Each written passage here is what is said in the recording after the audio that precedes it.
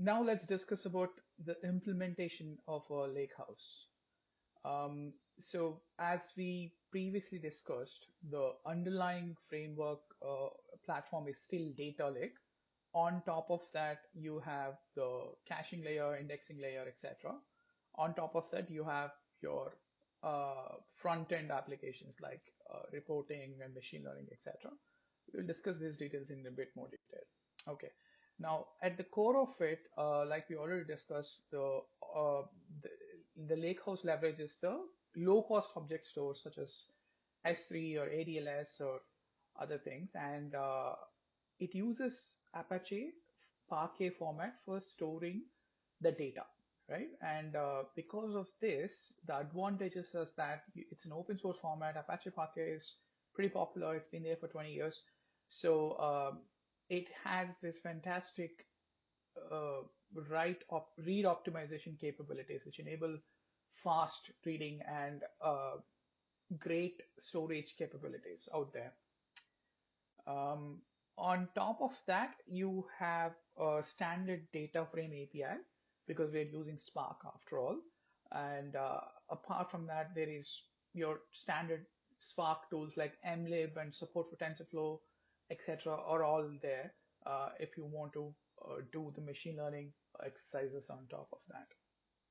Okay, now let's jump on to Delta Lake, which is basically the Databricks version of Data Lake House and the features of Delta Lake, right? Um, Now, when it comes to Delta Lake, the primary way the data is ingested is through batch or streaming or updates and deletes, right? So we'll discuss these things in a little bit more detail. And at the end of the day, the idea is you have a Delta Lake and then you have the transaction logs and data sitting in Parquet format. And then the end result is very high quality and reliable data and ready to consume as an analytics feed for that. Okay. Now, Delta Lake is basically an open table format that combines metadata caching and indexing with a data lake storage format, right? It enables ACID-like properties, making it a compliant key component for Lakehouse implementations. Okay. Now, the keyword here is ACID, which is basically uh, what we had with traditional data warehouses, right? And that's something we're getting finally back with the help of Data Lake, all right? And we also have full DML support, an audit history, and a way to unify batch and streaming processes. And I think that that's a fantastic thing because if you're able to unify batch and streaming processing, that takes away a whole bunch of issues that we usually face because you will have to implement different pipelines for batch and streaming. That's kind of taken care of from day one. That's fantastic. On top of that, we have you can have strict schema enforcement, and then you can have evolution. So you can pick what type of schema enforcement you want, right? Okay. So here's a picture of streaming and batch processing. In batch processing, you would have like you could take the data at one shot and then process it and then store it in whatever next format you want. And then whereas in streaming, the data is continuously coming. Uh, just to summarize, so we have support for DML operations, and we have already discussed these things. So we have Parquet tables looking as data, and then ACID properties. The other, amazing thing is we have support for merge operations. We'll also see some small example for that, right? You can use your DML commands like insert, update, delete, and select. So that what happens is basically you get a SQL-like interface right off the bat, and that's fantastic. These are some of the reasons why you want to use Delta Lake in Databricks, right? So first thing is caching, time travel, and you have the ability to merging data sets. Then you can also optimize the whole file structure, uh, consistently so that you get much faster performance. You also have something called Z ordering as part of the optimization, which we'll discuss in the next lecture, not in this lecture. Then you have schema evolution. In case your schema changes, you're able to use something like schema hints and make the schema evolution far more smoother if you want to do that. Or you can say, hey, I'm going to stick with the schema. I'm not going to change the schema. You can have an enforcement as well. You can do either of, you have both the choices. This is a snapshot of how a typical transaction log for Delta Lake looks like, right? You have the data sitting at Parquet files. So basically, when you save the data gets saved in Parquet files, and it's automatically split into multiple files depending on the number of cores your machine has. And for every transaction you have, a JSON file is created that acts as a that helps in time travel. So for example, if you want to go back to a previous state, you could easily do that. And you also have a checkpoint wherein you don't even if you lose the files before the checkpoint, it doesn't matter. So the checkpoint helps in that way. Also, you can say, I want to start from this checkpoint, and then you can start from if you want to go back a previous version of data. You have different types of cache on Delta Lake, and that basically speeds up a lot of your querying, which is very helpful. If you're doing the same query again and again, obviously caching helps there, right? You can have different types of caching, which is disk caching, remote caching, local caching, different types of caching here. All of that helps in faster querying capabilities. So this is a typical merge command, and then how it looks. So you have a sales table, and then you will have a merge table, and then you will have a final table where these things merge. It just looks like a typical SQL merge, even though the underlying tables are all Parquet files and Delta Lake files, format files, which is just a great ability to do this, right? So if you want to do something like this on your Hadoop databases, you will have to move heaven and earth because it's extremely difficult to do that.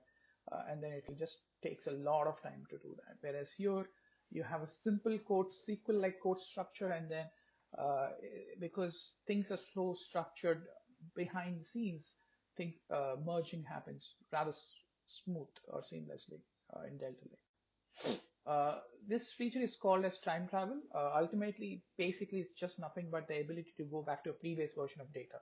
So let's say you've done 5 commands. You've done an update, you've done an insert, you've done a delete, etc. Now you think that the data is somehow corrupted, or you want to go back to the previous state. You can use this ability of you have different versions. You can say go to this version, and then you would get a previous version. That's called time travel. So on top of the usual stuff, in terms of schema, you have something called Unity Catalog. This is how the structure of Unity Catalog looks like. On the highest level, you have Metastore, then you have Catalog, which is kind of an equivalent for you can say database, and then you have schemas. Under that, you have tables, views, and functions, right? So you would have like a server database like we have in the typical SQL warehouses. You have server, database, and tables. Here it's catalog, schema, and tables, right? It's a similar thing. The highest level is Metastore. So you start from the Metastore, you create the Metastore, then you create the catalog, and then you create the schema and tables. You can actually share the Metastore with somebody else, and then they can use your Metastore, and that's very helpful if you're obviously working in a team sort of thing. And you can have under a single Metastore, you can have multiple catalogs. So for example, you can have one catalog for let's say dev environment. You can have another for production environment. You also have fine-grained access control, which we'll discuss in the coming lectures. That way, what happens is your ability to do effective data governance is greatly amplified. So just to summarize, we've discussed this already, but basically on top of your existing cloud data lakes, you have Delta Lake. On top of the Delta Lake, you could have your own custom query engine. The default option is Spark, but you could, in theory, use other things like Flink and Presto as well. And finally, you have a presentation layer or a consumption layer, which is machine learning, data science, BI, etc. So we discussed, as we discussed already, there is out-of-box support for Spark, Hive, Presto, and multiple other analytical engines if you want to do that. So now let's discuss about the popular medallion architecture. This is a very popular architecture for data processing, and the reason is it has some of the best elements that take care for the you know your actual production ready data processing pipelines, right? So what we mean by that is there are certain best practices that are integrated, and because of that, this become a very popular architecture. So as part of the medallion architecture, what we have is you have the data sources where data is coming from different places, could be batch, streaming, IoT, whatnot, right? And then once the data comes, there's a landing zone. So the landing zone is essentially a place where the data literally lands, and then you take the data from there, put it into a bronze table where you don't do any changing of the data. You don't do any changes. You just store the data as is. And after that, you have a silver table wherein you're doing some changing. You're basically changing things like you're filtering the data, you're cleaning the data, maybe add some combining the data from a different database sort of thing. So this is called a silver table. And finally, the gold table is where you actually create uh, customized tables that are ready to be consumed. So for example, let's say a sales analyst wants to look at sales data for a particular region for last 3 years or something, right? Let's say there's a requirement like this.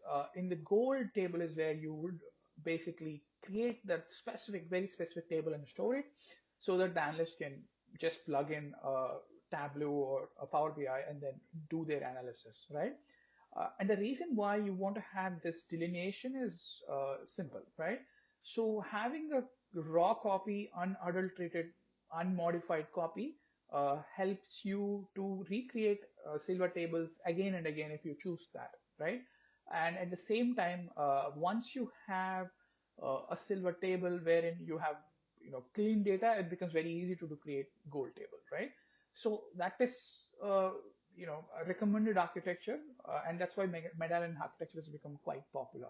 Okay, so like we discussed already, we have different sources like CSV type files, databases, different databases, streaming sources, APIs, IoT. You can have anything that can act as a data source. And then those data sources are basically fed into the landing zone, then passed on to the raw table.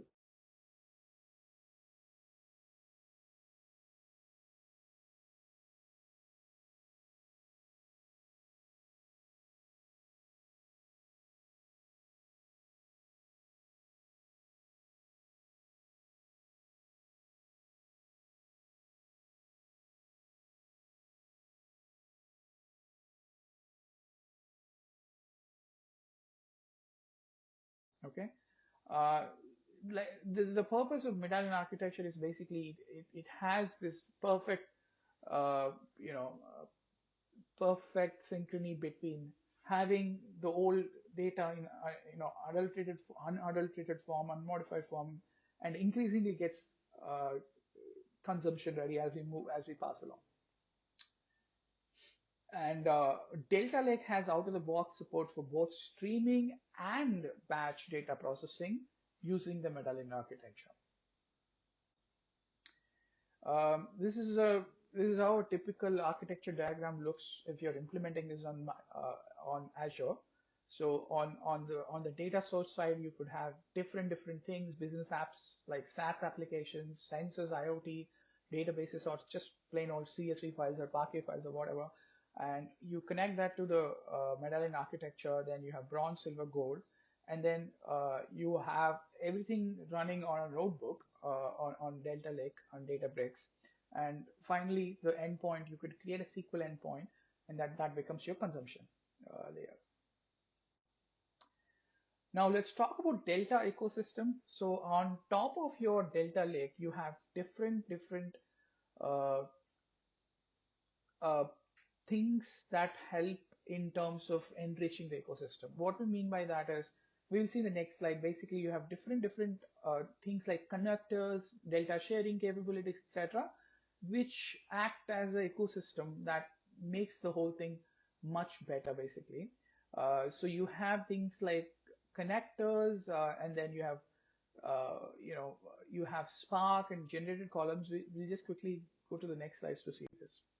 So the first big thing is Delta Lake storage, right? So, we have discussed this multiple times. An open source layer on that sits on top of cloud data lakes, and then this Delta Lake can be used for different, not just, your medallion architecture, but it could just sit, the data could sit there, and then you can query it directly also. Okay. Um, and then the other thing is Delta sharing. Let's say you want to share a Delta table to somebody else who's out of your organization, right? Delta sharing enables you to do that in an extremely secure and reliable way without having to compromise, you know, things like data leaking and etc. So you will be able to do that. There's something called Delta Connector, which is basically it acts as a linking mechanism between big data engines beyond Apache Spark. So, for example, you could have let's say you're running some Java native library, and then you're able to connect, let's say, Hive with Delta Table, or Flink with a Delta Table, or just let's say there's a SQL warehouse, and then you want to query Delta Lake, right? You can do that connection and then query it, and that's the benefit of having a Delta connector. Let's summarize to what we learned. We've seen the evolution of data warehouses and the data lake, and then we've discussed about Delta Lake, and then we also talked about medallion architecture and the ecosystem. Now, in the next lectures, we will get into actual um, use cases, and then we'll also do some hands-on coding, and then learn more. And yeah, thank you, and we look forward to the next version. Thank you.